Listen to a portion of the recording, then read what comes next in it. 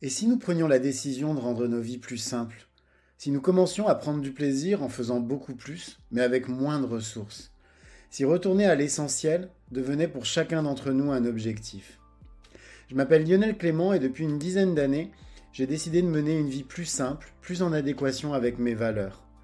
Durant ces 10 années, j'ai travaillé à mener une vie plus frugale et j'ai découvert que c'était absolument pas une vie triste, ennuyeuse et pleine de frustration. J'ai découvert dans la frugalité une forme d'abondance qui aujourd'hui me rend pleinement heureux, même si je suis encore loin, très loin d'être arrivé. Et je suis convaincu que cette quête de simplicité est la quête de ma vie. J'ai créé les chemins de la frugalité pour partager mon expérience, mes découvertes, mais aussi pour vous inspirer et vous donner envie, à vous aussi, de faire de l'essentiel le tout de votre quotidien. Je vous souhaite de passer un excellent moment avec moi sur ces chemins qui, au final, ne nous mènent qu'à nous-mêmes.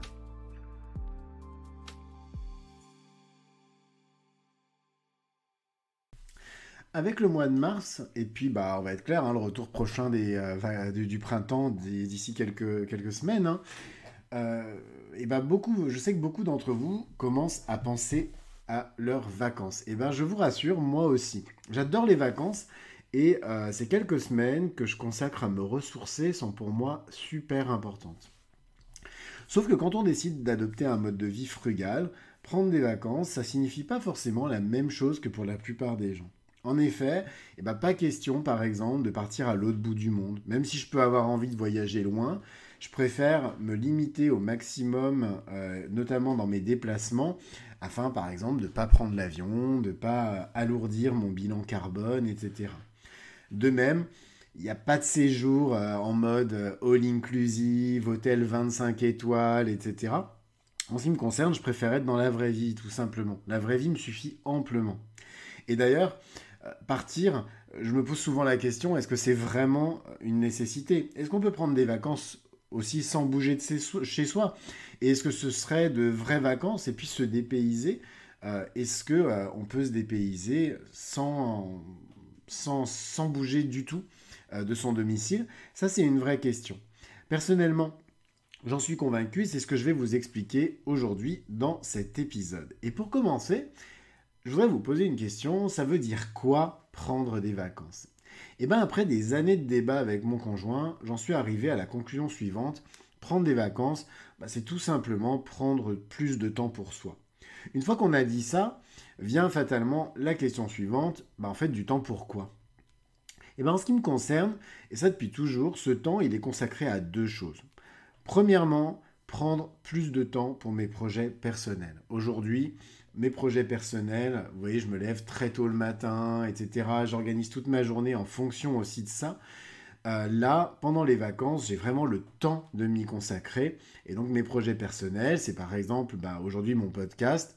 Je vais avoir le temps de faire, par exemple, plus de choses, des épisodes encore plus longs, plus approfondis, etc.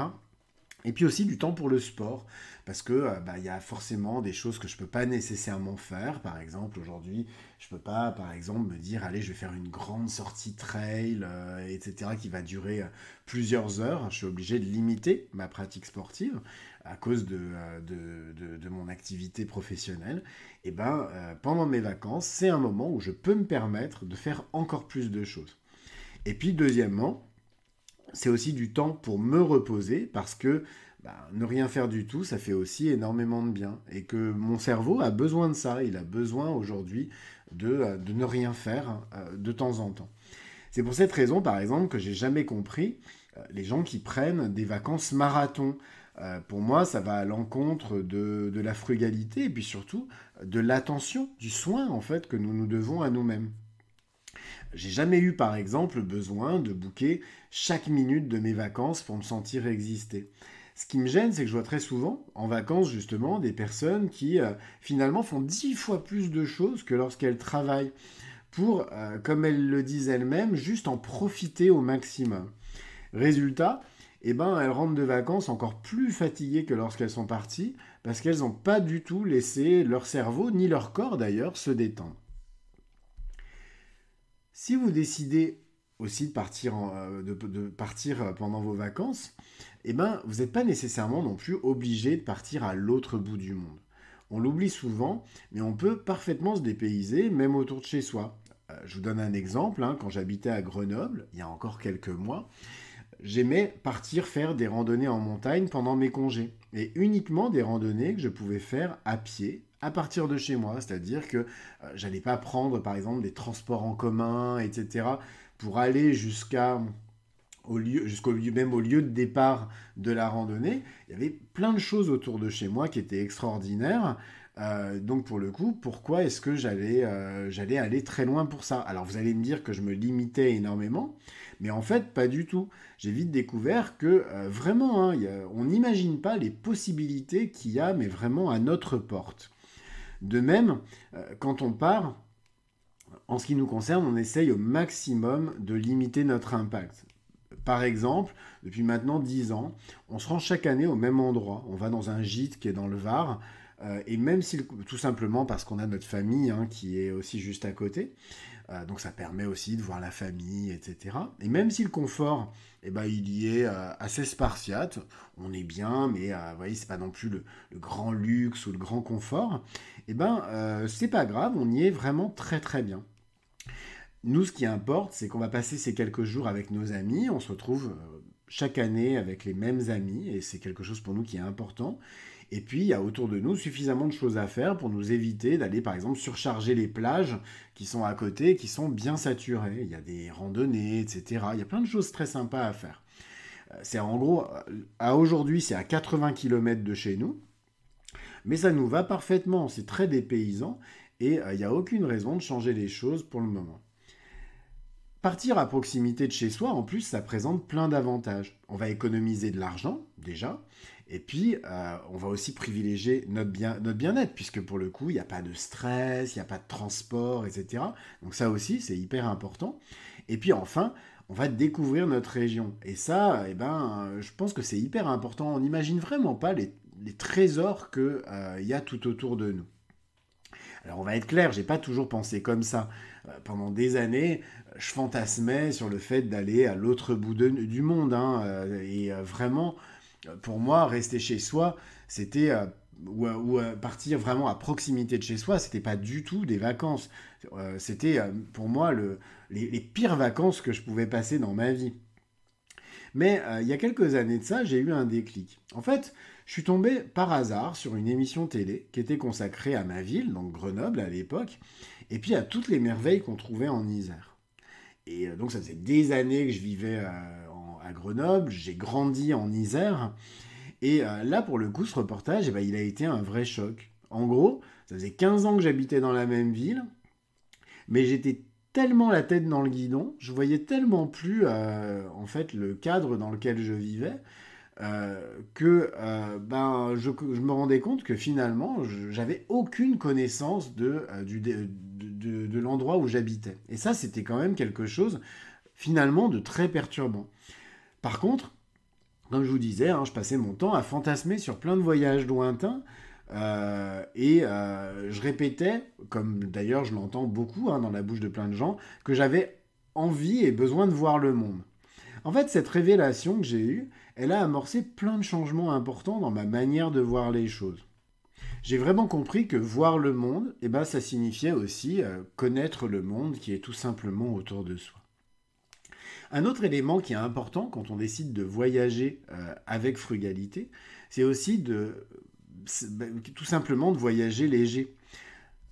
Quand je voyageais, avant, j'avais l'habitude de prendre toute ma maison avec moi. Même pour quelques jours, il fallait que je prenne un maximum d'affaires au cas où.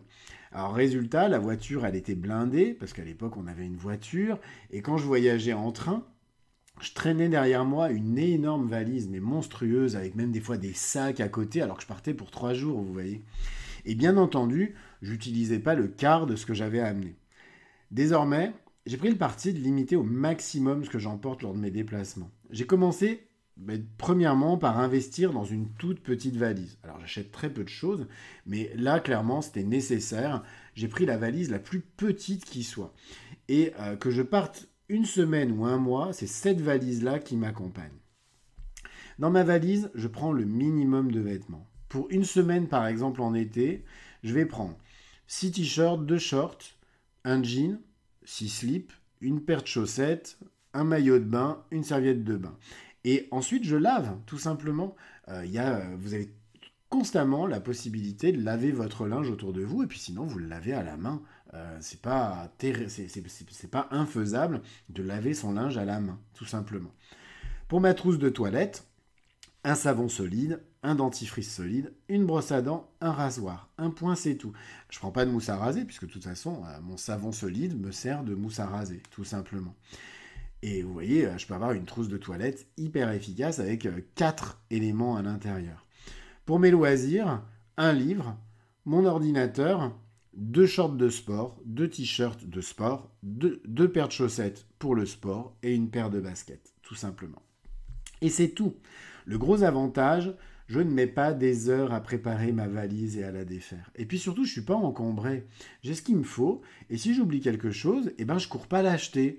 Si je l'ai oublié, c'est que c'était pas si important. Bien entendu, alors tout ce que je vous ai raconté dans cet épisode, ce n'est que ma propre expérience. Mais voyager ainsi, ça m'a vraiment apporté beaucoup. À vous, bien sûr, maintenant, d'adapter les choses en fonction de vous, de ce que vous vous sentez capable de faire et puis de vos envies. En tout cas, cette expérience du voyage m'a permis de me recentrer sur l'essentiel, à savoir mon bien-être. Et si d'aventure, je devais demain voyager loin, je peux vous garantir que je le ferai avec un état d'esprit très différent. Cet épisode des chemins de la frugalité est maintenant terminé. Alors comme d'habitude, je vous invite, si vous aimez mon podcast, à vous y abonner et à lui mettre 5 étoiles sur votre plateforme de podcast préférée. Ça va beaucoup m'aider à bien le référencer. Et puis sinon, vous pouvez aussi le partager autour de vous afin de le faire connaître à vos proches. En attendant, je vous souhaite à tous une très belle journée et puis je vous dis à demain pour un nouvel épisode. Au revoir.